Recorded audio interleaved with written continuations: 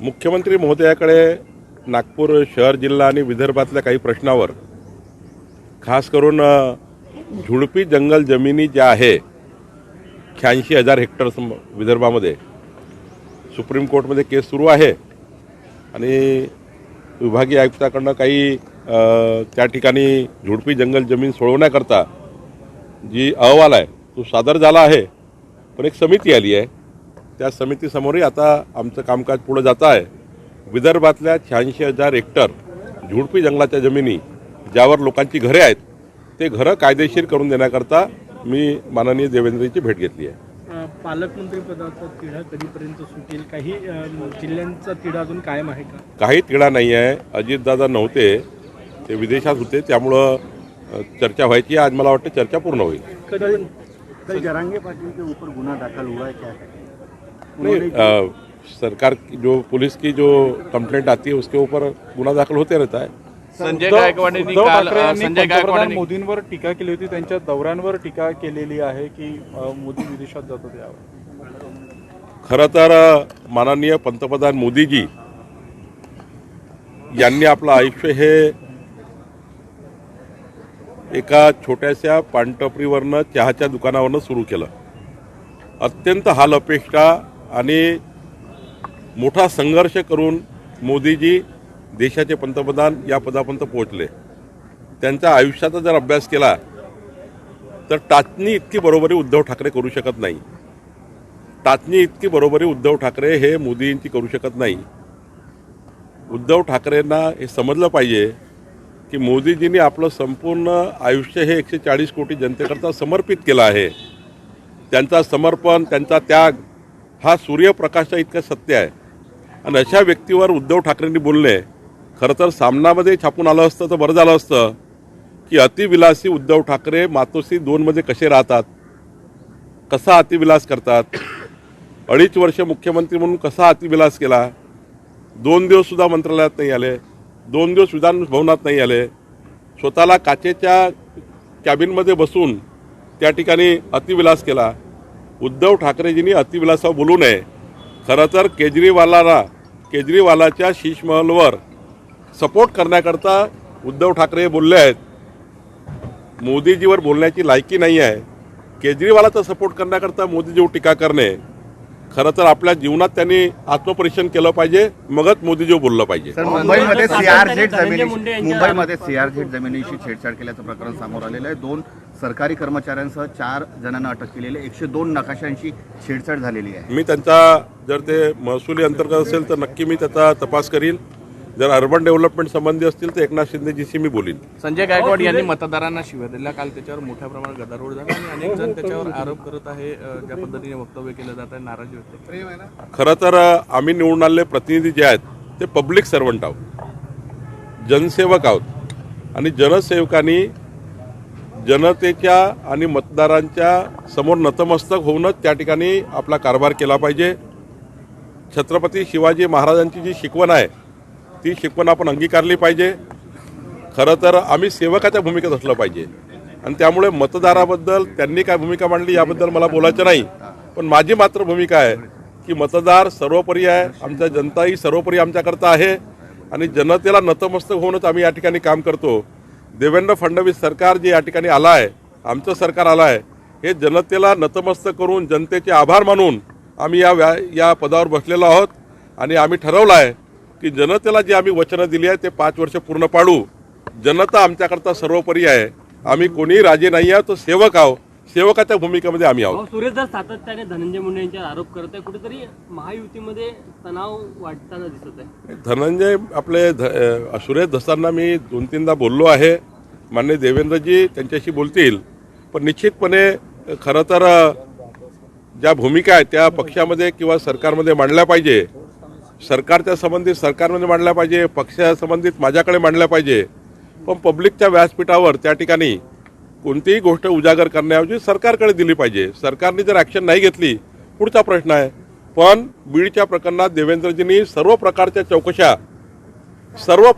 चौकशाला ते समोर म्हणजे लावलेलं आहे.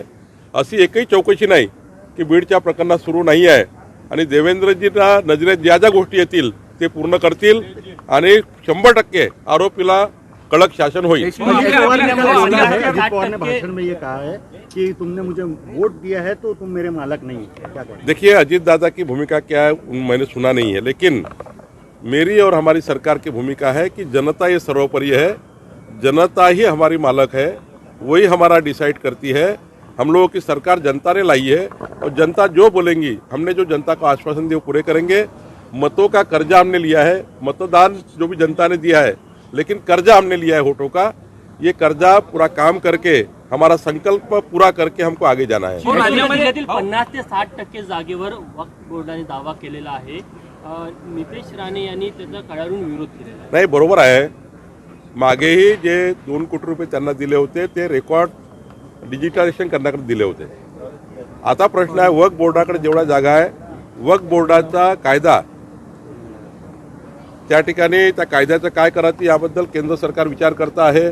लवकरच त्याची संयुक्त समिती लोकसभेची गठीत झाली आहे आणि मला वाटतं की आता लवकरच त्याचा रिपोर्ट येईल आणि केंद्र सरकारने या कायद्याला जर समजा ज्या पद्धतीनं पुढं निकाल येतील किंवा केंद्र सरकार निर्णय घेईल, मला वाटतं हिंदू देवस्थानाच्या जबरीने जप्त केलेल्या वक्फ बोर्डांनी जप्त केलेल्या प्रॉपर्टीज, सर्वसामान्य जनतेच्या जप्त केलेल्या प्रॉपर्टीज, सर्वसामान्य जनतेच्या प्रॉपर्टीज, हिंदू देवस्थानाच्या प्रॉपर्टी किंवा कुठल्याही प्रॉपर्टी ज्या वक्फ बोर्डाकडे चुकीच्या पद्धतीने रेकॉर्डवर गेल्या आहे त्या परत मिळायला पाहिजे. नितेश राणेचं म्हणणं योग्य आहे, त्या जनतेला परत मिळायला पाहिजे, देवस्थानाला परत मिळायला पाहिजे. याकरता सरकार आणि केंद्र सरकार दोन्ही सरकार काम करत आहे. एसटी महामंडळाचा जो घोटाळा आहे त्याच्यात महामंडळाने परस्पर काही निर्णय घेतलेले असं ते तपासात आता जे चौकशी सुरू आहे त्याच्यात पुढे येत आहे. नाही, ते माननीय त्या खात्याचे मंत्री आणि माननीय मुख्यमंत्रीजी चर्चा करतील. सर, बीड प्रकरणी आज सर्वपक्षीय शिष्टमंडळ जे आहे ते राज्यपालांना भेटीसाठी गेलेलं आहे. नाही, राज्यपालालाही सुद्धा जे निवेदन दिलं ते निवेदन सरकारकडेच येतं. सरकार त्या ठिकाणी पूर्ण काम करत आहे. मला वाटतं राज्यपालाकडे गेलं त्यांचा अधिकार आहे, पण ते निवेदन सरकारकडेच येईल तेव्हा सरकार योग्य पद्धतीने त्याच्यावर जे काही मुद्दे सुटले असतील ते पुढे जाईल. सदस्यता मोहीम कालपासून सुरू झालेली आहे. आगामी स्थानिक स्वराज्य संस्थांच्या निवडणुका डोळ्यासमोर ठेवून हे नियोजन आहे का आणि त्या निवडणुकांसाठी कसं नियोजन? 1.5 कोटी सदस्य संख्या असलेला पक्ष आम्ही या ठिकाणी सदस्य नोंदणीच्या माध्यमातून करण्याचा प्रयत्न आमचा आहे. आम्हाला 3 कोटी 11 लक्ष मतं मिळाली आहे आणि आम्हाला विश्वास आहे की जनतेने मोदींच्या नेतृत्वात आम्हाला या ठिकाणी एक मोठं यश आम्हाला दिलेलं आहे. देवेंद्रजी या ठिकाणी यशस्वी मुख्यमंत्री म्हणून आमच्या महाराष्ट्राचे नेते आहेत. मला असं वाटतं मोदीजी आणि देवेंद्रजीच्या नेतृत्वामध्ये आपल्याला हे डबल इंजिन सरकार आहे.